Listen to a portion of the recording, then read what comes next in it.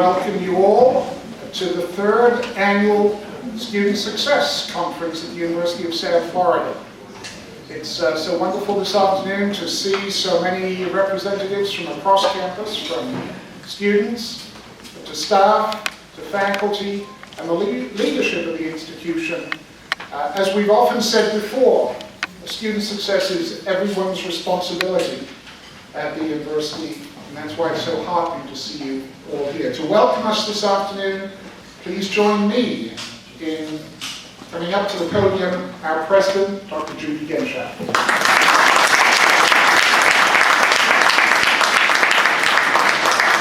Well, thank you. Good afternoon, and we're pleased to welcome to our visitors to the University of South Florida. Thank you so much for joining us and helping to celebrate our students and those that teach our students. It is such an honor to host the 4 United States Professors of the Year honorees.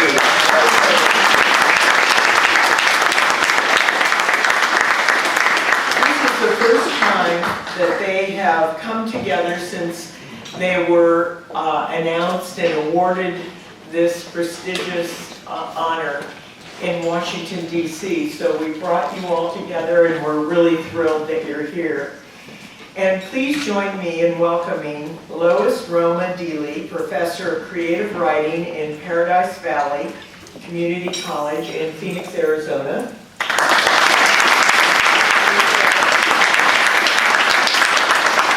Christy Price, Professor of Psychology at Dalton State College in Dalton, Georgia.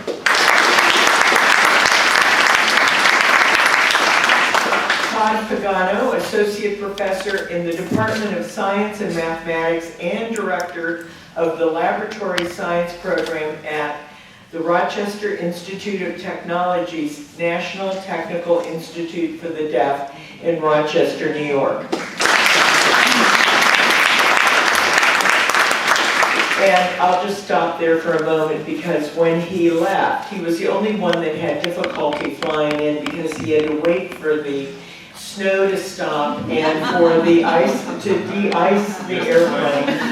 And he is the one in Florida now that is wearing both a t-shirt, a shirt, and a sweater, and a jacket. So you're here and you are prepared for air conditioning. And of course, our own, yes, Professor of Mechanical Engineering, Atar Kha, who has made us so proud with the incredible work that he's doing with our students, as well as tens of thousands of engineering students around the world who access his lessons through social media and YouTube. And some of you may have seen his billboard.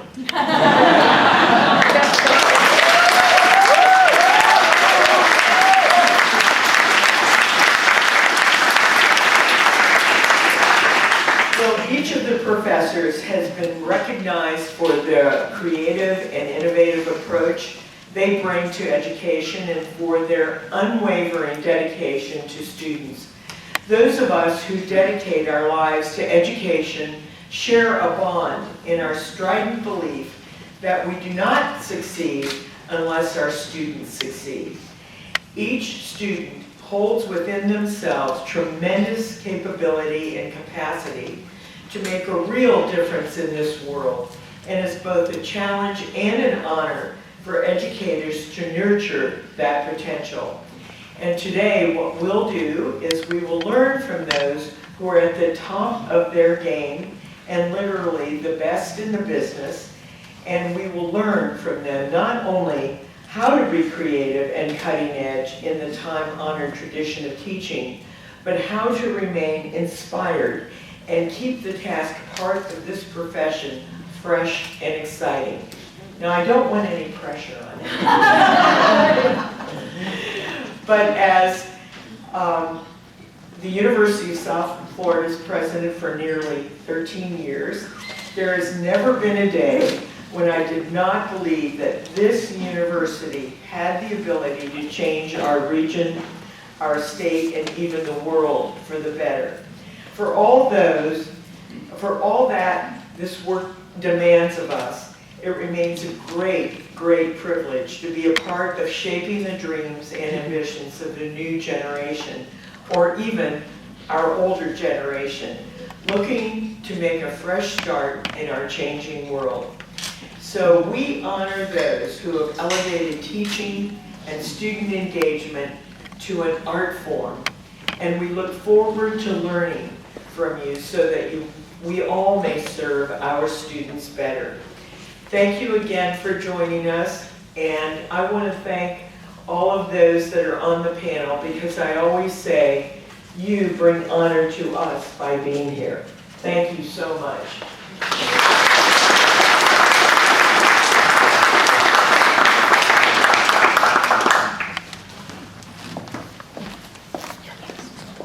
Thank you, President Chapter. Now to bring some remarks on behalf of the faculty, our President of the Faculty Senate, Dr. Greg T.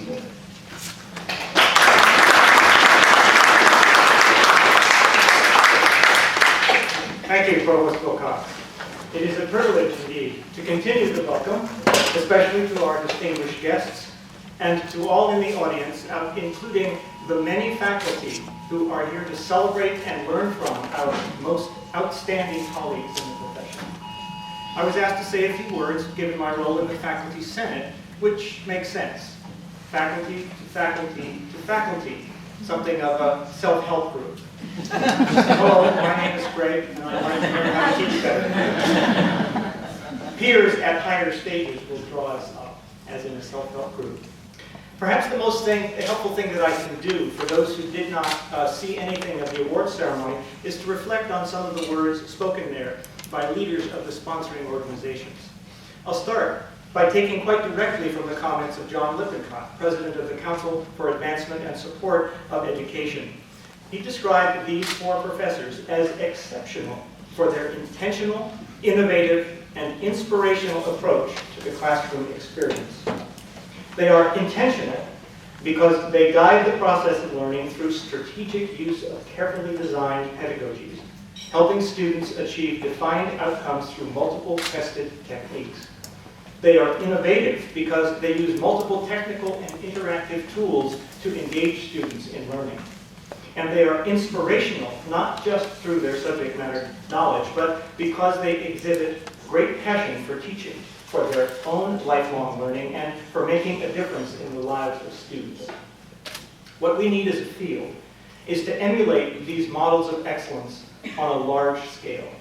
What we are doing here is consistent with some ideas about how we might do that. Anthony Brick, president of the Carnegie Foundation for the Advancement of Teaching, has explicitly imported strategy and framework from another field where practice also profoundly affects us all, healthcare. The Institute for Healthcare Improvement has articulated a triple aim. In short form, better care, better health, lower cost.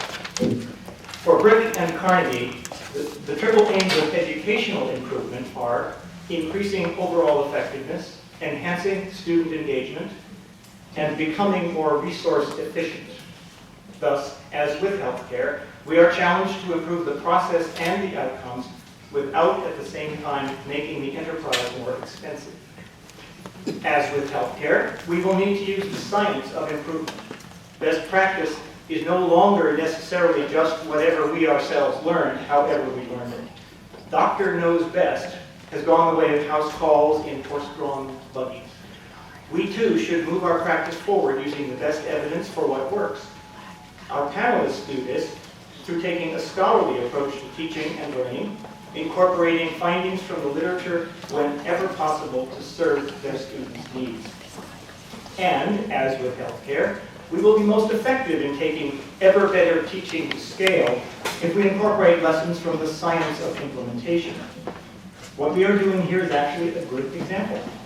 In implementing evidence-based practices, we are most disposed to learn from our peers. Notwithstanding the partial utility of various external incentives and compulsions, we progress best in complex endeavors like ours when we are drawn to greater heights by the shining examples provided by well-informed early adopters and thought leaders among fellow practitioners. Self-help. Our outstanding professors are devoted practitioners of continuous quality improvement in the classroom, whether actual or virtual. Again, our challenge as a field is to take these examples to scale. One of the Carnegie Foundation's 6 principles of improvement is that we cannot improve at scale what we cannot measure, referring to key outcomes and processes. But we don't really measure very well what our honorees actually do, certainly not yet well enough to take to scale, in part because we still need progress in defining just what that is. In the meantime, however, we can define great teaching by showing great examples, as Martha Cantor, Undersecretary of Education, noted. These outstanding professors illustrate the importance of critical features of great teaching, building on strong positive relationships, using a range of tools and techniques, ensuring real-world relevance, having deep commitment to their students' success, providing them opportunities, and most of all, perhaps, exemplifying learning as a lifelong process, being, as we are told by another great teacher we must be, the change we wish to see in the world. So let us now do our part in advancing the art and the science by learning from these great teachers, Lois Romadili, Christy Price, Todd Pagano, and Montana Cole.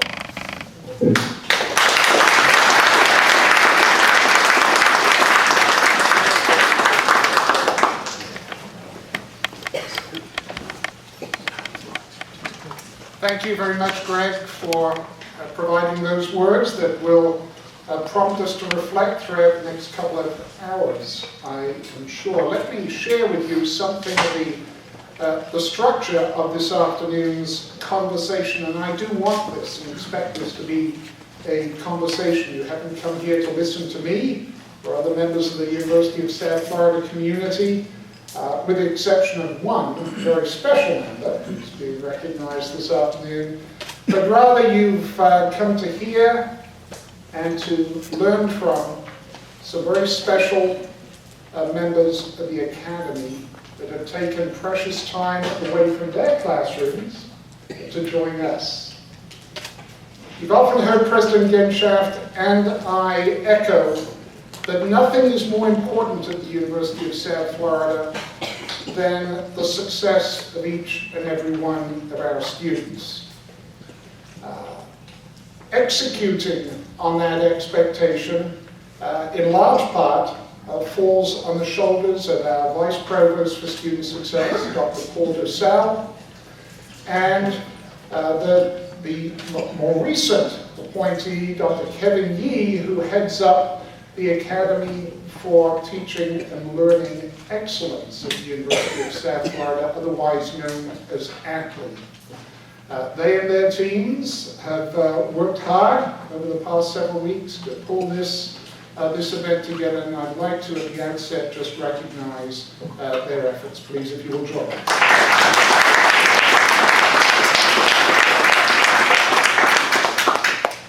Even as we've been wrestling over the past few years with understanding this phenomenon of student success, I think what we've come to realize that student success means many different things to many different people.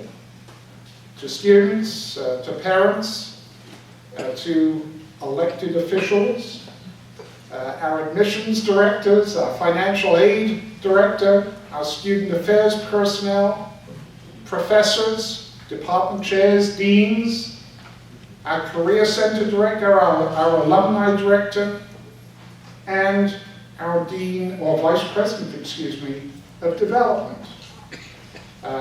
Those that track our students, if you will, in the nicest possible way, from cradle to grave.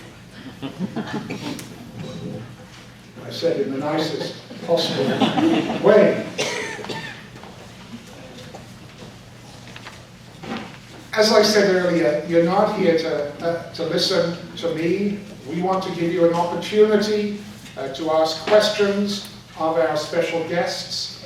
I'm going to lead off with one or two questions, and then we're going to open it to the floor and give everyone the opportunity to step forward and challenge our guests. We had a nice lunch today, but there is no free lunch. We're going to put you to work, and we're here. Our Our students, our faculty, staff, and staff are here to learn from you. So I'm going to invite, and we're going to start at the far end, Christy, because I know Christy is one of the shyer of our guests. Just to invite each of you to describe briefly your pathway into education and higher education in particular.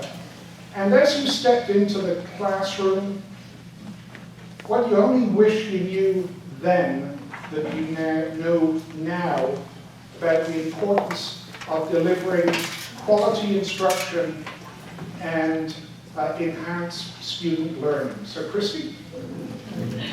Well, it was a rough journey. It was just a short time in the state penitentiary before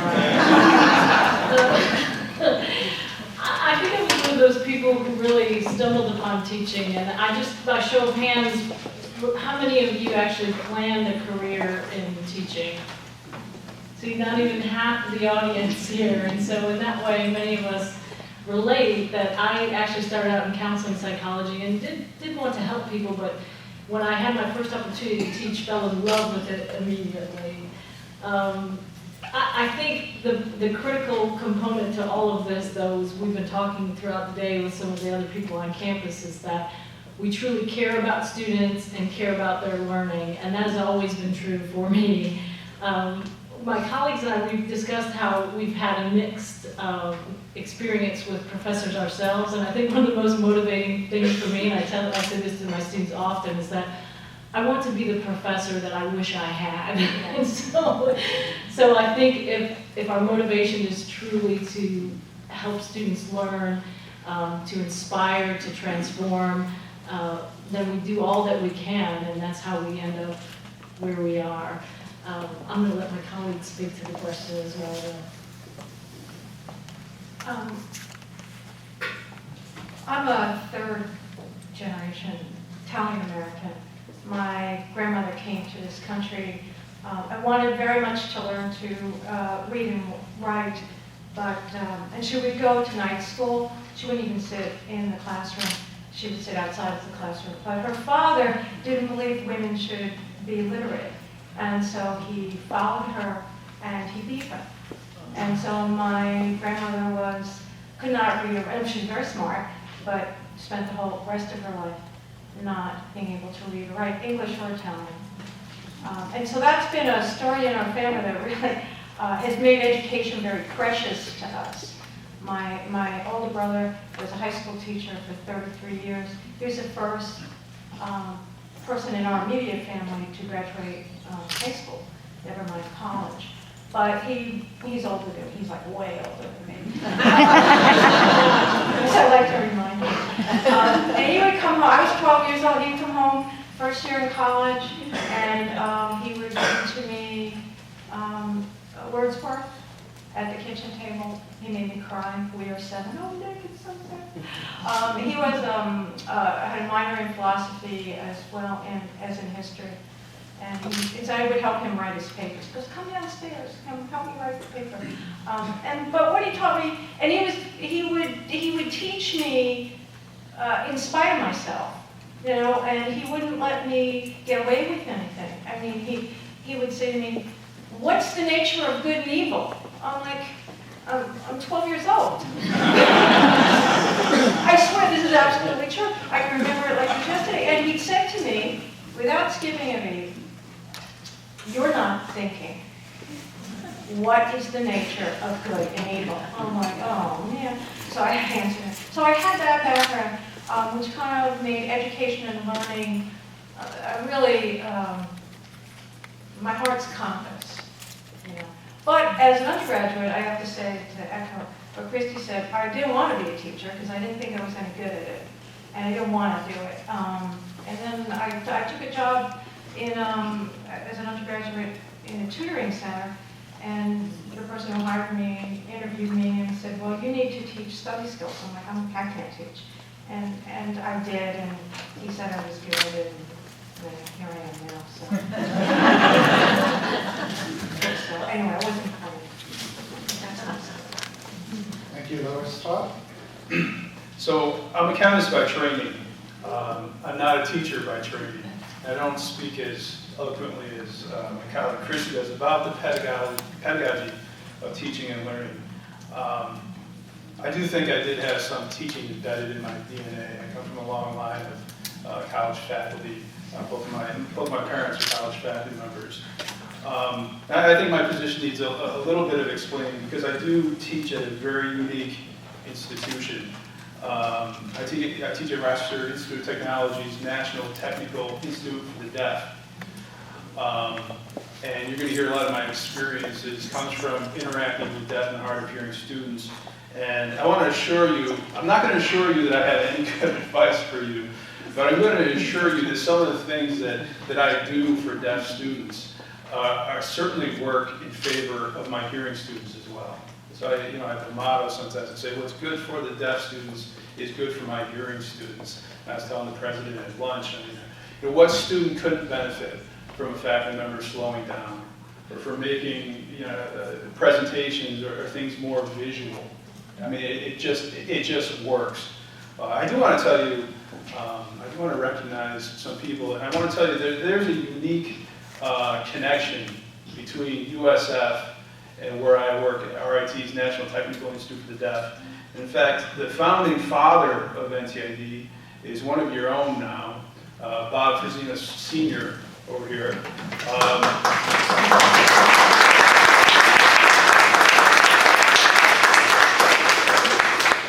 When I say founding father, I mean it.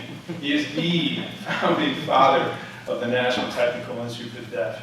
And I had a great opportunity to have lunch with him and hear some of the history of it, and this unique place he helped to build that he called the Grand Experiment. And could we educate these students? Could we give them the roots of their trade? Could we teach them their applied knowledge, self-advocacy, lifelong learning skills that are especially important for these deaf and hard of hearing students? And could we do that alongside their hearing peers at Rochester Institute of Technology? So I had the good fortune of visiting the Global Center for Hearing and Speech Research, which is run by his son, Bob Fazina Jr. And if folks haven't had the opportunity to go visit that laboratory, I certainly encourage people to do some fascinating things. A whole cadre of research is happening over there.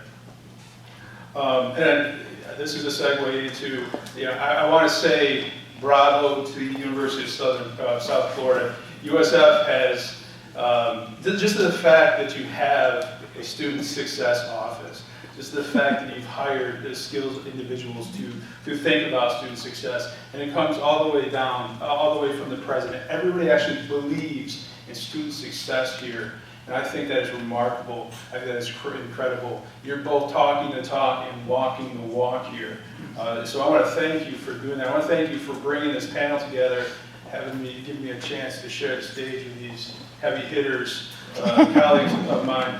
But I also want to thank you for having the forethought to have a skilled interpreter in our presence. I didn't even think to request one.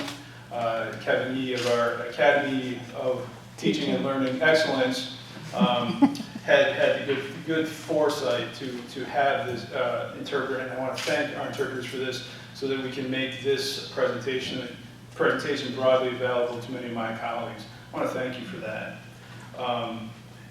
And just in quick response to what I wish I had known on the first day of my teaching career on that Well, I wish I had known sign language, because I didn't. But I had to teach using sign language. But I really wish that I had known that you could let passion drive your teaching. I really wish I would have, and the provost probably isn't going to want me to say this, you're going to try to figure out a way to mute my mic. I wish I had thrown away my contract, my letter of hire, and my tenure guidelines, because though they're important, they're things you have to pay attention to. If you teach with passion, if you really care about your students and the scholarship of your field, the other things will fall in place. And I wish I knew that when veteran faculty members told me that your wide-eyed, naive passion for teaching was unsustainable. I wish I knew back then that I could tell them, well, politely and professorially anyway, to get out of my path towards effective teaching.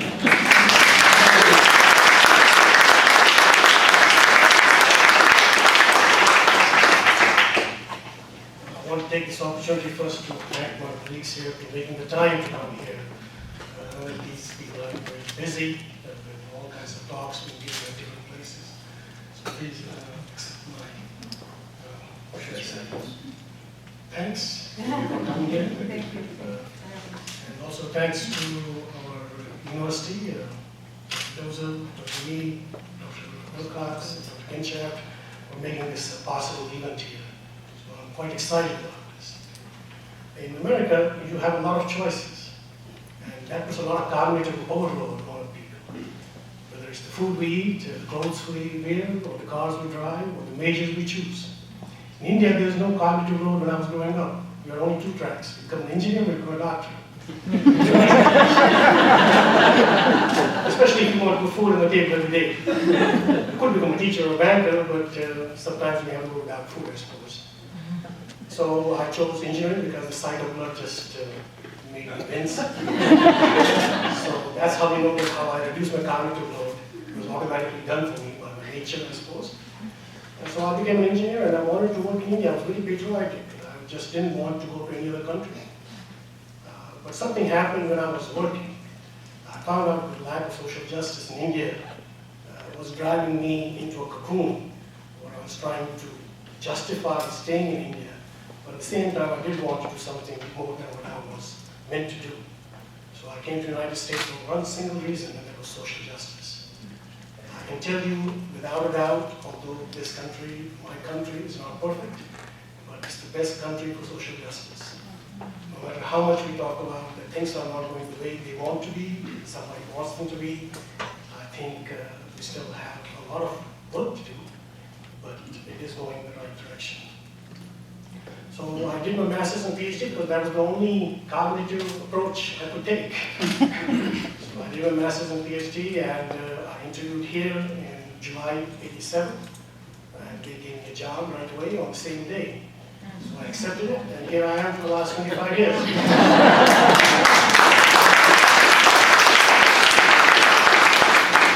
I thought that I had some kind of a story to tell. It is a non-linear path which I've taken because I never wanted to become a teacher. My father was a teacher, and many of my relatives were teachers. But it just fell into place. I found my advisor taking a lot of pains. He was an excellent researcher in those days in the late 80s. He was bringing a lot of emphasis on teaching as well. He will, every class he started to work on, he would make new notes. Not those yellow notes which most of us carry, because of the sun being on them for so long. And I gained an appreciation for that. Here's an opportunity that I can come to a research university like USF, where I can not only transfer knowledge, I can also create new knowledge. So that's been a path. What I would have wished that I had known when I first started was, at that time, the college orientation for new faculty was done by the college itself, not the university. So then Associate Dean Linus Scott said something very important to me, which I didn't listen. He said, don't think that content is king. Those are not his exact words, but he said, don't put too much pressure on covering the content. It's amazing how many times I've rushed through a topic saying that, hey, I can feel good at the end of the day that I've covered the content, but I'm sure the students didn't get any of it. So I've learned this lesson over time, and it took me about several years, because even my colleagues at that time would also say content is king. So I was trying to listen to the majority as opposed to listen to my own gut instincts, what is important in education and what's not. The other thing which was not available in the late 80s was a lot of literature on learning sciences. I wish I had at least read whatever was available at that time. We are very fortunate right now to have a lot of literature available in learning sciences. And we don't have necessarily to do the work ourselves to figure out what works and what does not work in a classroom. The other thing which I didn't realize, I taught a class in Clemson University. I was responsible for the class itself. And there were only 20-year-olds in the class. They were all juniors, so they were 20, 21 years old. But when I came to USF, we had younger students, we had older students, and I treated them the same. What I realized is that older students like more collaborative work, and also that they want to, they immediately want to see relevance to what they are learning. I don't think they have any patience for trying to figure out that we will get to that in a little bit. So those are the kind of things which I wish I had known very first now. Thank you. Thank you. Can you hear me? I think it's fair to say that over the past 5 years, we've probably witnessed the most turbulent time in the modern era, if you will, of higher education. Most particularly characterized, perhaps, with transformations that include greater emphasis on accountability. One of the challenges that our department chairs and deans and other supervisors of our instructional staff wrestle with on an annual basis is how best to evaluate not just teaching effectiveness, but teaching excellence. Let me ask the question, and Lois, perhaps we can start with you on this one. How you personally evaluate your effectiveness and excellence in your classroom and in your pedagogical behavior, if you will. And what tips might you have for department chairs, college deans, to help them move their results? I have a very simple way of beginning to do assessment, which I'm sure it won't make some of my colleagues happy when I say this, but I like to just say, how's it going? You know? When I assign various, I teach creative writing, and you can't learn to write creatively unless you read, which seems obvious to us, but not so much to the students. So, I will assign a certain, Francis Bacon, as I was saying before, in one of my classes, and I told him, well, you're going to hate it, but you have to read it anyway. And juxtapose it then with a lecture on MTV. But I like to give them, I set a scale of 1 to 10 to tell me the ultimate reading experience. And so I make them vote, on it. But I also like to get them feedback on how are we doing in the classroom. So the assessment I like to do it's an ongoing thing. From the beginning, I ask my students, do you know why you're here? And they always look at me like, you're the teacher. You're supposed to know that. And so I talk about the research that suggests that when you finish with a college education, students retain 2% of what they learned in the classroom. So then I ask them, well, if that's so, why don't we then just do the Time Life, video series, why are you here? Then we talk about process and so forth. So I begin a class like that. I make my students, I require them to keep journal assignments, creative writing, and some other classes. And at the very end of the classes, my creative writing students have to give me a portfolio and write me a paper on what they have learned and assess themselves. My one freshman class, the last piece of assessment they have to do is to write a letter to the following class the next year on what they wish they had learned. So it's a kind of a round robin. But I also try to listen to them. Really listen.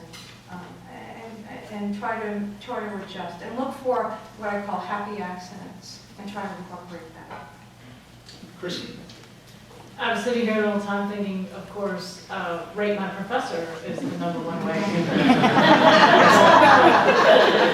I'm just smiling because I visit campuses regularly and consult and work on faculty development issues, and faculty evaluation seems to be one of the hottest issues right now. And I'm an advocate for a holistic approach, and I'm also sometimes upset administrators when I say I think student evaluation, reflections from student evaluation should be used for solely reflective purposes, and that we should be evaluated on our improvement of those and how we reflect on those and how we decide to improve on our student evaluations, not on the student evaluations themselves. I work in a department myself where my colleagues hate me because we have an average, and people throw the average, and it's unfair to compare my psychology classes to political science classes to history classes. Not to say that political science and history aren't as fascinating as psychology, but apparently students aren't feeling that way always on their evaluations. So I do think there needs to be a lot of thought put into a holistic approach in terms of how we're evaluated. The other thing I noted is that I see a movement across the country toward, of course, undergraduate research, products, and competencies. And so I feel like I know I'm doing a good job based on the products that students create, based on the competencies that they develop. So everyone's familiar with Bloom's and so forth. I feel like we do need to be looking at the hierarchy and what our students are creating, what they're producing, the skills that they're developing, and be evaluated on that. I will say, one of the things that was most impressive to me about my colleagues on the panel is that we came to DC each with a student supporting us and introducing us, and talking to the students of my colleagues, that alone was evidence of how effective they are. Atar, particularly, I remember talking to his graduate student, and one of the things that tells me he's very effective at what he does is the graduate student that he produced, if that makes sense. And so I think we need to be looking at legacy, and I try not to drop resources quite frequently, but the one that's worth noting is things like backward design and Deep Think's creating significant learning experience books. She's a fan. I think it's creating significant learning experiences and transformative experiences for students. So evidence that a student has been changed through the course. And I'm just lucky enough to teach things like social psychology, in which the whole point is to transform the student's mind about culture and how they see culture and difference and so forth. So one of the ways I know that is that they're thinking differently by the end of the course than they were at the beginning of the course, and they're acting and behaving differently as well.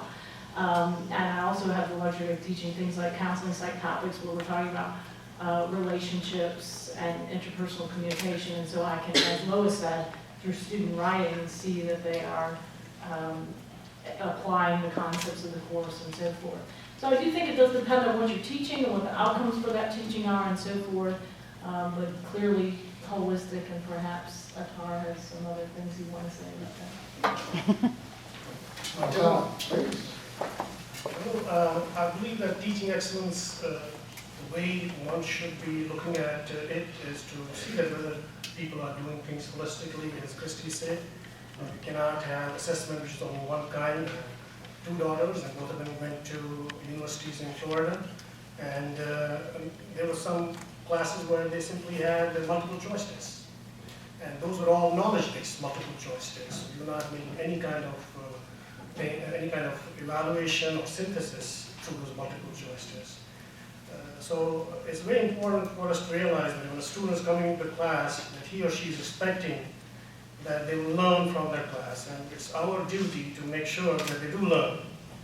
And one of the things which I look at when I do assess my students is to look at 4 steps. One is to see, have they acquired the knowledge? That's the first step.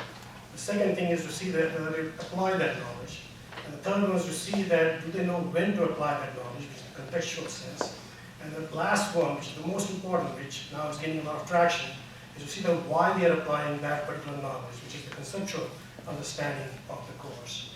So I have some advice for my department heads, although the department head is very gracious about looking at those things, is to see that whether the students or whether the teacher is doing those things in the classroom itself. So if these kind of things are done in the classroom, I think many classrooms will change.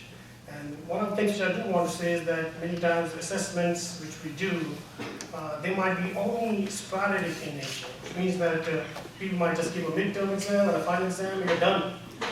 And that's not a good way of making students learn. It has been shown time and again. There was a recent paper written on what are the kind of things which help a student learn. Is it highlighting the book? Is it underlining the book? Is it rereading the book all the time and trying to understand it? They found 2 things which came to the top. The first thing is distributed practice, which means that if you have an exam which you're doing monthly, every 30 days or so, the key number is 10 to 20%. Every 3 to 6 days, the student should be doing something. And you have to somehow not force the student, but to give him or her the opportunities of being able to do that distributed practice. And if that distributed practice is in an atmosphere which is almost represents the test itself, that's even better. So those two things, if most of us will do, I think we will see a lot of improvement in how students are learning. And if those things are accounted for, then in the teaching evaluations of our faculty members, you take a great step towards that. Tom? Am I lame for knowing what my ratemyprofessor.com is? I mean, It's good to be aware. it seems taboo, and these microphones set up in this way remind me of a congressional hearing. But I'll talk to colleagues who will say, Mr. Senator, I categorically deny having any knowledge of my ratemyprofessor.com evaluation. Maybe I am lame because I do care. And I know it's not the most moderated piece of evidence or piece of the puzzle, and I don't place primary importance on it. But I do, in general, care. What the students do think of me.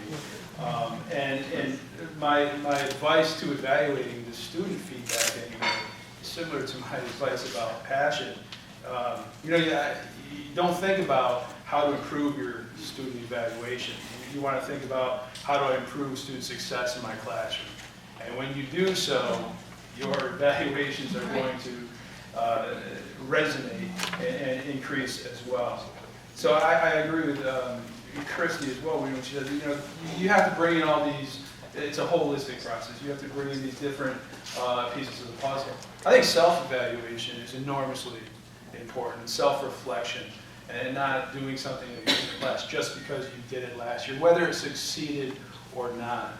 I find myself to be one of my toughest critics.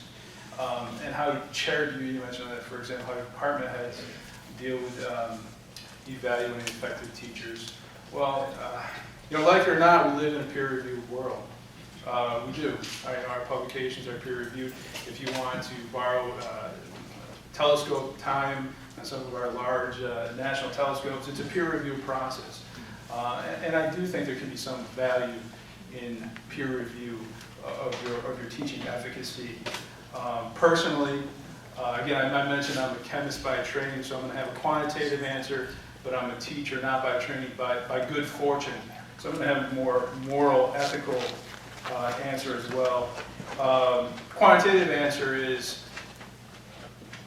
how effective are you as a teacher? Well, I think you can put numbers on retention in your class. And again, it's sometimes taboo to say so, but it's a valid thing to think about. There's a cost for educating a student, and paying attention to student success will help with those costs. Less students withdrawing from courses, higher graduation rates. I think these are part of the holistic puzzle, and I think it's okay to get quantitative a little bit in this. But personally, how I evaluate if I've been a successful teacher is to see if I've convinced the student, not just if I cared, if I convinced the student that I cared about their success in that course. If I convinced the student that I care about their success after the course, if they did a job or not, and there's another quantitative metric to how effective of a teacher you were. If I haven't convinced the students that I intimately care about how they do in their courtroom and their career, then I don't assess myself very well. I don't think I did my job. Interesting. Christy? Can I add to this? I'm going to get out of order, but I'm looking at a checklist. I told Kevin that I didn't want to be the nerd on the panel who made handouts for people and so forth, but that hindsight, I think that because I do a lot of faculty development workshops, have a lot of self-reflective checklists on topics and things. One that I'm looking at here is a checklist on things that we can do to help students be successful. And I love that Qatar mentioned distributed practice, and this kind of relates to what Todd was talking about as well. One of the other things related to that on my checklist is early and frequent low-stakes assessment with developmental feedback such that students reflect upon their own learning. So the movement, I think, is towards helping students take responsibility for their own learning, become more reflective learners. A lot of things that we need to do at the 1,000 and 2,000 level to create success, retention, progression, so that by the time they get into the programs and so forth, they are chemists, but they're learning to learn as they go. And I'll send these to Kevin if he wants to distribute these as well. That might be helpful to folks. That's a great lead into my next question, because on occasion I hear from students that, surprise, surprise, professors aren't living up to students' expectations. I also hear from faculty that increasingly students aren't living up to professors' expectations. All of you have been in higher education for a number of years, some more than others. I wonder if you might comment on changing times and attitudes, expectations of students, of faculty, and vice versa. Walter? Well, as I was saying in the first question is that if you look at the top traits of good teachers when they followed them was making an emotional connection with the students, and the second was high expectations. I'm not here to compromise on the last one, on the high expectations. In fact, sometimes I do get student comments saying I expect too much from them. But I think even it has been found out that even in inner city schools where you may find that there aren't as many resources available, even there, the students do want high expectations from their teachers. So I don't think we should compromise on that at all. So far as my expectations of students are concerned, I think those are not changed very much because the word gets out, and I have high expectations. So they do hunker down and give me what they're supposed to do for themselves. So far as their expectations of me are concerned, is that they have changed over the years. I'm supposed to be available 24 hours a day. So I have made some adjustments. So that means that I don't show up for 8 hours a day to USF. So I try to distribute my time so that I can be there almost 24 hours a day. So I have a classroom discussion board on Piazza where students can ask questions at any time of the day. Either the student answers the question or the instructor asks the questions. I can also change the student's answers because sometimes they're conceptually not right answers.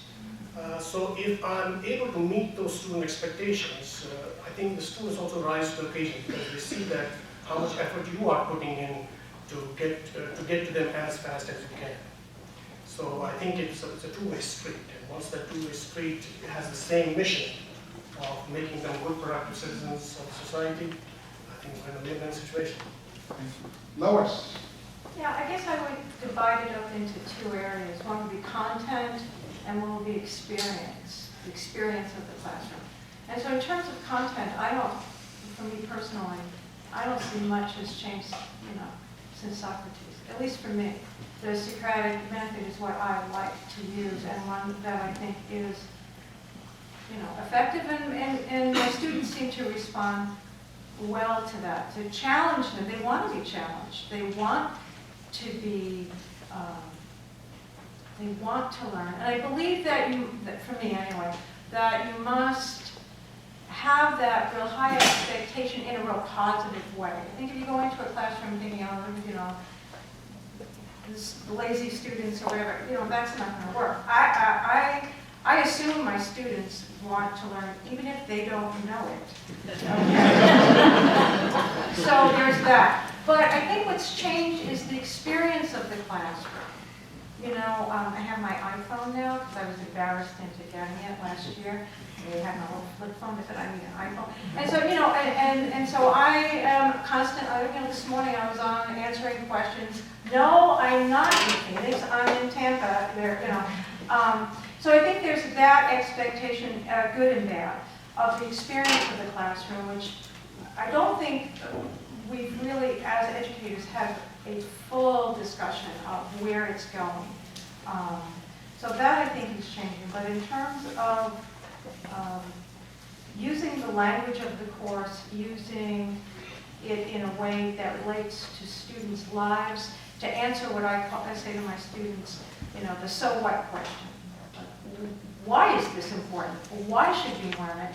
I think hasn't changed. And I refuse to give them answers to that question. They are required to think for themselves. And for many, especially the young women, that it seems to be something that oftentimes has not been presented to them in a positive way. Thank you. Tom? This is a timely question because I had lunch, as I mentioned, with Bob Frazina, senior, yesterday, and we were talking about expectations. And he said one of the biggest barriers he had to establishing NTID was to convincing people not to lower their expectations of these deaf and hard of hearing students. Bob also told me he's very proud of me for receiving this award and having NTID represented here as well as USF. It's a win-win day for Bob Frazina. But what I didn't tell Bob is, early in my career, I made some mistakes, and I did underestimate our students. And I didn't realize that some of our deaf and hard of hearing students could do high-level, cutting-edge research. I did not think that some of them could go on to advanced degrees or be productive members of the workforce. And I was wrong, and I was a quick study. And now I'm very proud of our staggering employment rate of our graduates. The research that these students do with some of the best research that's ever been conducted, the data it's just pristine. And now, probably to a fault, so if I come back next year, I'll probably say I went too far the other way. I always give my students every benefit of the doubt, probably to a fault. So this is a good question and one I need to learn from, because I need to find that balance of expectations for my students. But as of right now, I tend not to doubt the students. And the challenge is, with the students, and I'm glad that Kristen's going to go after me, because I'm going to lob up grapefruit here, because she's an expert in this. I'm going to let her speak eloquently about it. But the millennial student is a unique entity. It's a unique thing. They have unique needs. They have unique expectations. Why haven't you responded to my email yet? And sometimes, sometimes they have, expectations of being entertained even in the classroom. And I'm not above that. I'm not above. I've made plenty of fool of myself in front of the classroom, and why not? I mean, learning can be fun as well, but I'm still trying to figure out the millennial student. I think they have a lot of qualities. We spoke about some of the qualities at lunch. They don't see culture and race as much. They're very open-minded, good-hearted people, I think. But the way of learning is certainly different. Their demands of the teachers and their use of technology is certainly different. So challenges, millennial student, Chris, go. Yeah. Don't get started, any one of us started on our research, you're going to have to cut me off here. But the thing that came to mind first is when I do a lot of workshops, I like to use student quotes from evaluations of professors. So the one that comes to mind is the student said on the official evaluation of their professor, "If I only had an hour to live, I would spend it with my professor." It's a sweet, wonderful, heartwarming, save it for your scrapbook kind of thing. But then the student went on to say, "Because my professor can make an hour seem."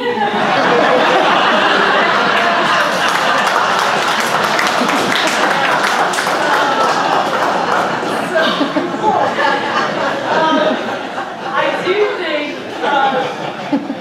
research and evidence suggests that the modern learner, and I had started out, my initial research was on the millennial learner, but I did gather enough data of our non-traditional students to realize that I needed to change my title of my topic to modern learner, because there were very few significant differences actually in the non-trads as compared to the traditional millennials, which was really kind of a mind-blowing, shocking thing that made my research not as significant as I thought it would be. But so the characteristics, the things that I'm thinking of when you look at what's ideal, I've got a list in front of me of the top 5, and I don't think anybody will be surprised by this.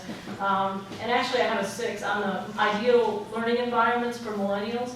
The number 6 I include typically because I think it's important. Their expectation is that we provide supportive materials, and that might be online support and maybe handouts and things like that, physical. But the idea is that learning needs to be guided. The discussion that we had earlier also was that they've been inundated with information from the time they were very young. We talked about my own child. Ever since he was born, I click on the mouse and they can find any information that they want, how to make a paper airplane, the life cycle of a frog.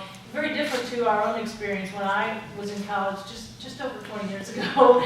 I wanted to learn for the sake of learning. Information for information's sake was something I valued.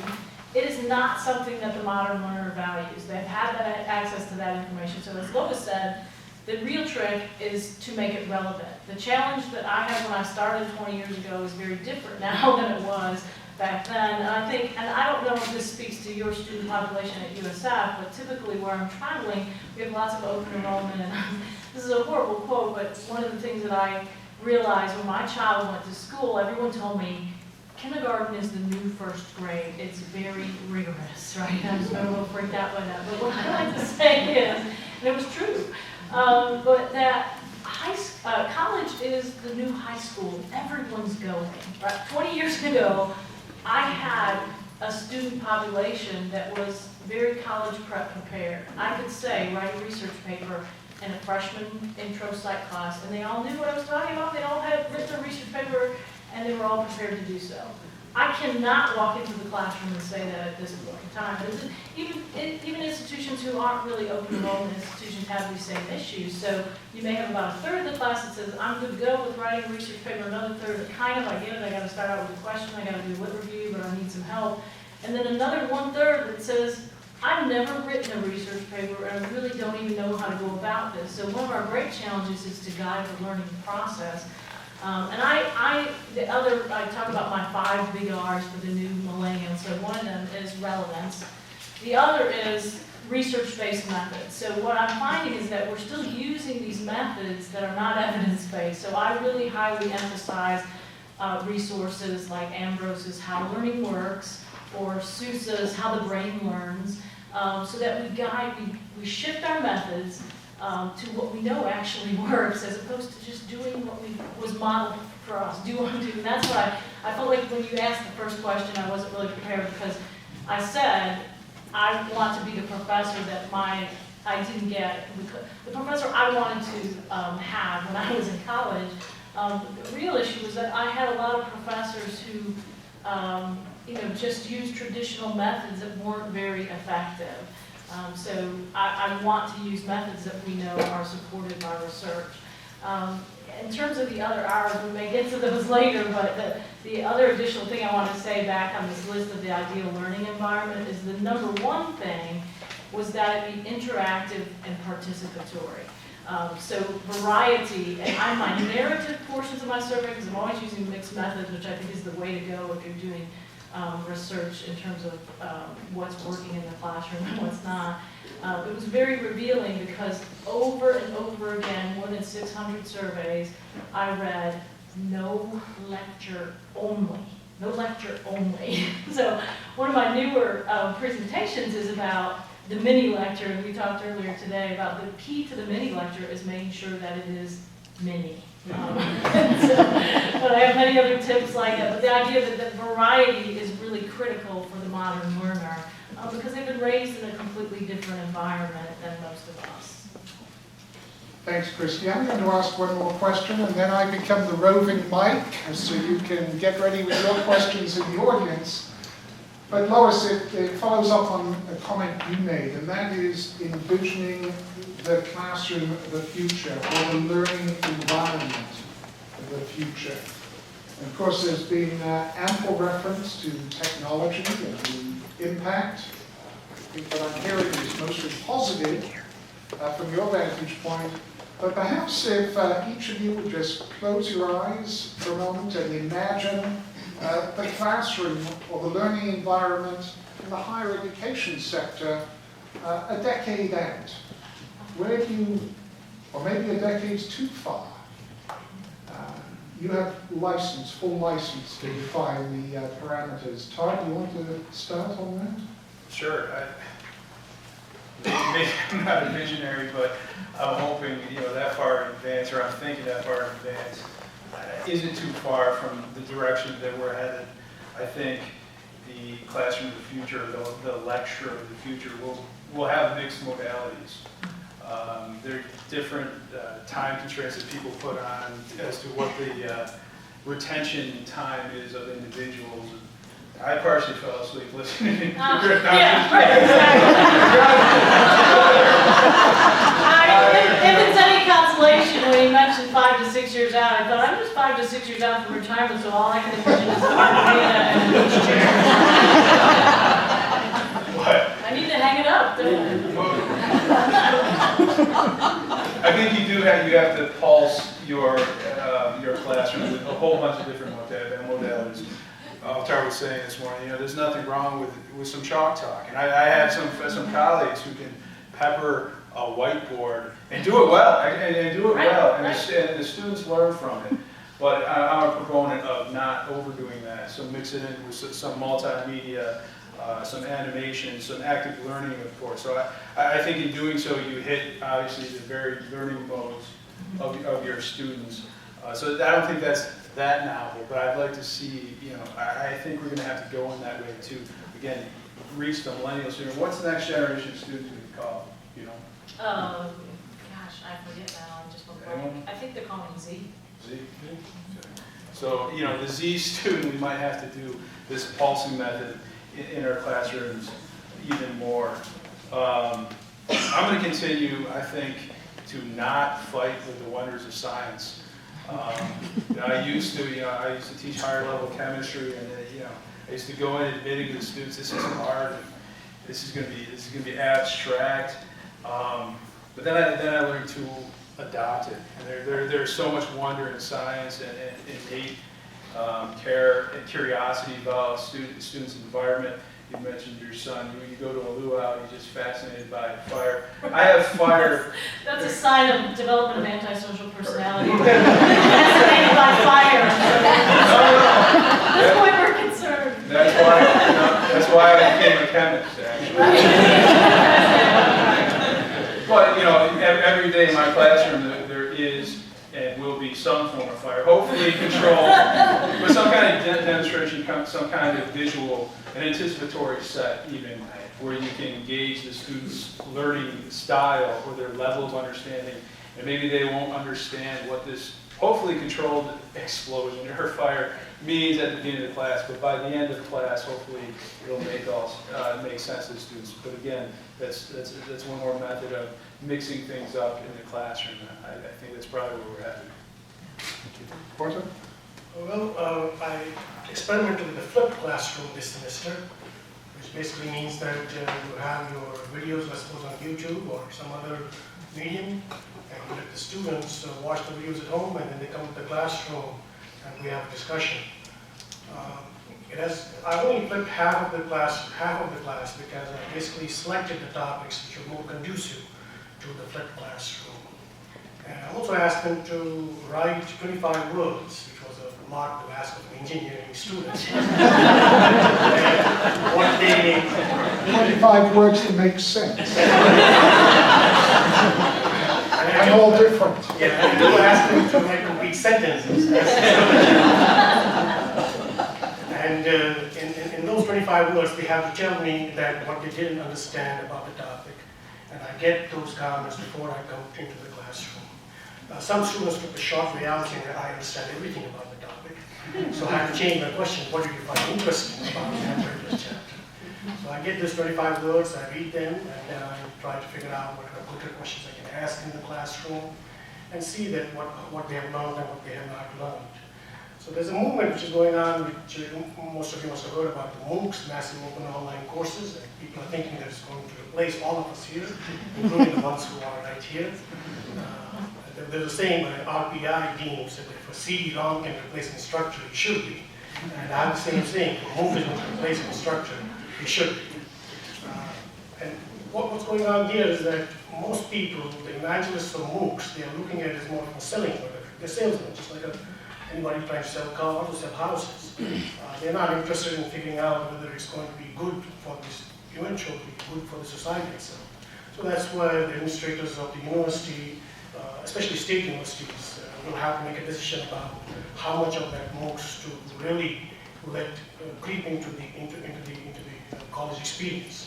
Because we already find out that the AP experience itself is limited in some ways, that we don't transfer all the AP classes. And the same thing with the MOOCs also, where you may be able to transfer some of the experience which you have gained through MOOCs.